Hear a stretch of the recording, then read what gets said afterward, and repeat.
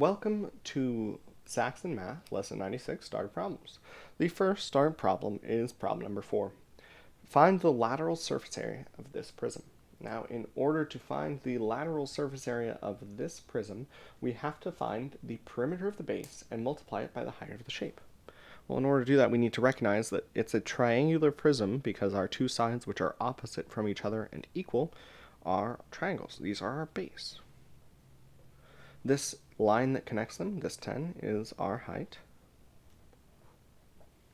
Now, in order to find the perimeter of the base, it's a 3, 4, 5. This is a right triangle. So we're going to add up that 3, 4, 5 right triangle sides, 3 plus 4 plus 5, and it's going to be multiplied by our height, which is 10. 3 plus 4, 3 plus 4 plus 5, 7 plus 5 is 12. 12 times 10 is 120. Now, question 5 says find the surface area of the cylinder. Use 3.14 for pi. Now you should have your book open, have looked at this problem before watching this video. This is a cylinder that has a base of a circle, and it's got a height that connects the two circles. I haven't drawn it for you, but looking at the problem, we can see that there's a radius of 10 and a height of 40. So we're going to take this place where the radius would go, the area of the circle is pi r squared. There's two circles in our shape, so we're going to have 2 times that. So the radius was 10, so we're going to 2 times 10 squared times pi. The circumference of the shape would take the place of the perimeter of the base, but we're still going to multiply that by the height to get that wrapped around part of the cylinder. Now, or our lateral area. Now, our circumference still is using our radius of 10, but it uses the height of 40. Now, 2 times 10 squared, that's going to be 2 times 100, or 200. And 2 times 10 is 20, times 40 is 800. Now, we need to do 200 times 3.14. Now, if I had 100 times 3.14, it would be 314. 3.14 times 2 is 6.28, so it's going to be 628. Now, with this, 800 is 4 times 200, so I'm just going to do 628 times 4. 4 times 8 is 32. 4 times 2 is 16, plus 3 is 19. Oh, I'm sorry, 4 times 2 is 8, plus 3 is 11. 4 times 6 is 24, plus 1 is 25. So that's going to give us 2,512. When we add these together, we're going to get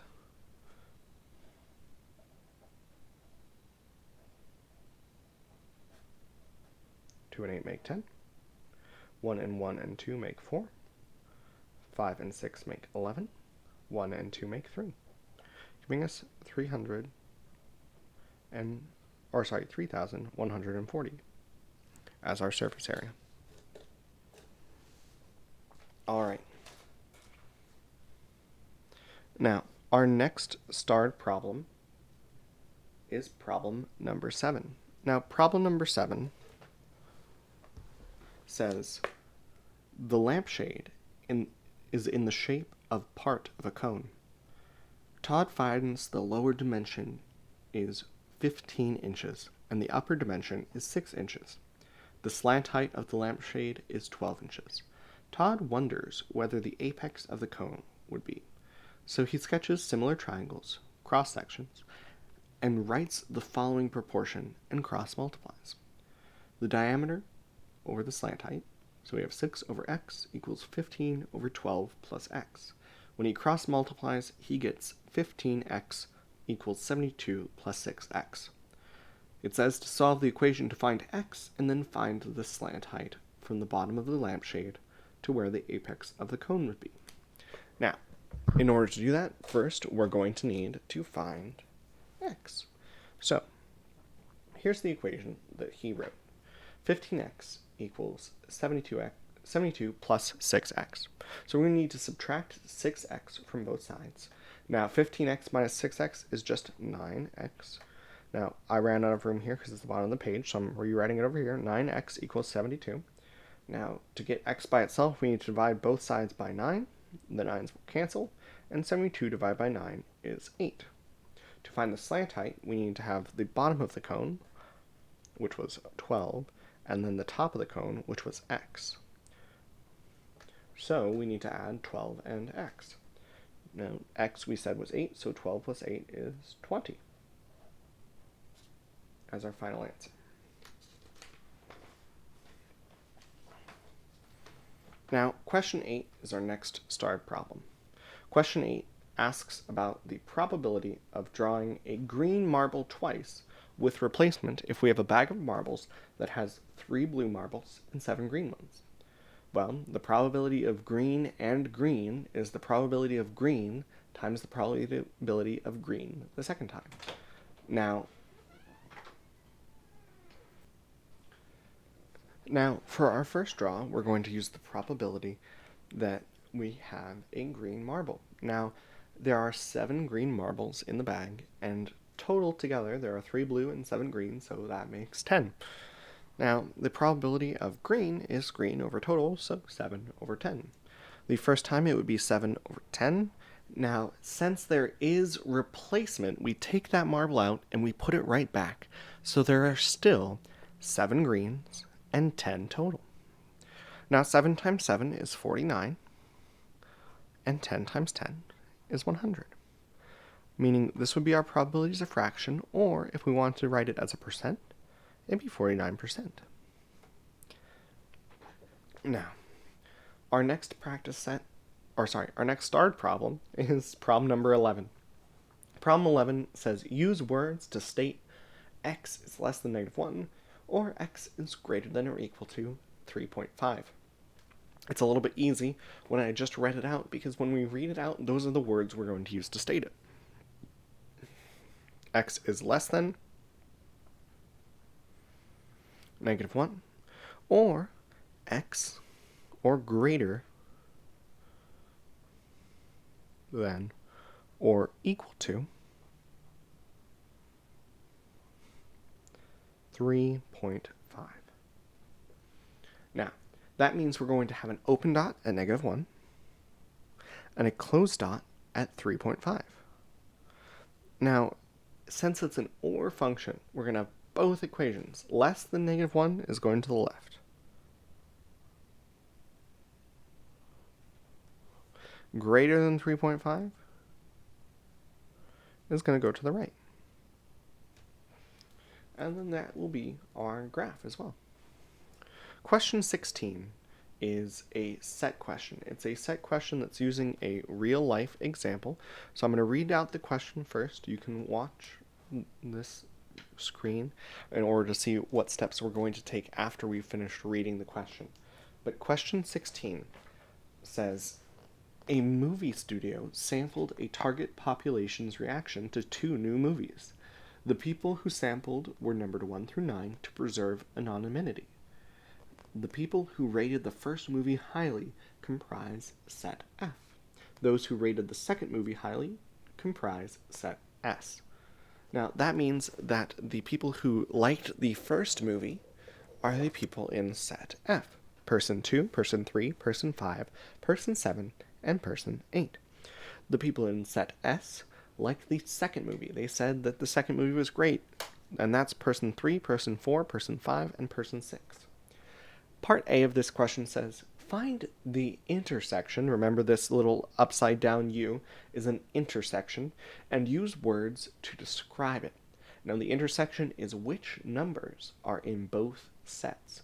Now, looking here, I can see 3 is in this set and this set, and 5 is in this set and this set. Since 3 and 5 are in both, our intersection is 3 and 5. Now, if set F is the people who like the first movie, and set S is the people who like the second movie, the people in the intersection are the people who liked both movies.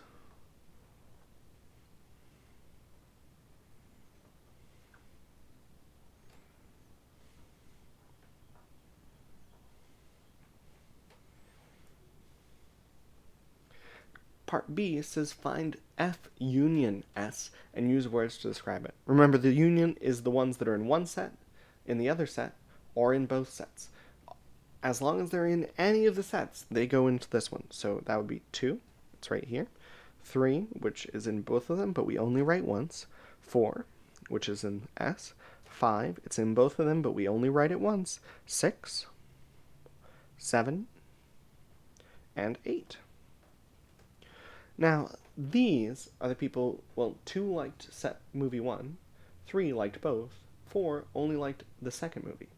That means that the people who are on this set like, at the very least, one movie.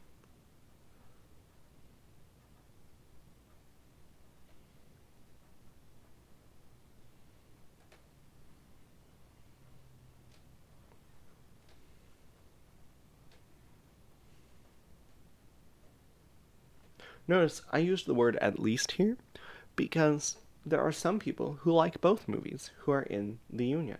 There are some people who like one movie, but there are some people who like more than one, so we use the words at least to represent that. Alright, that's question 16. Question 24 says that there is a 200-pound bookcase with 4 feet. Now, when I'm saying feet, I'm not talking about distance, but the thing you set something on, like the thing at the end of your leg, what you put your shoe on. When a piece of furniture has a foot, that represents a small piece of wood that is sitting at the bottom that holds the rest of the piece of furniture up. So it has 4 feet, and it's given us a picture of what all of those 4 feet look like. That picture is over here. Now, it wants to know, what is our pound per square inch of this 200-pound bookcase? Now, in order to find the pounds per square inch, we're going to need to find the pounds per foot and then divide that by the pounds by the area of each foot in order to find out how many pounds go to each inch, because the weight's going to be distributed evenly across all 4 feet. Now, our area is going to be the square inches of this shape. Now, I divided this to make it a compound shape. That's my preference, is adding these two together. You could have also found the area of this large square and subtracted this 2 by 2. This is a 1 inch by 3 inch, or 3 inch squared shape. This is a 1 inch by 2 inch rectangle. So total we have 5 square inches.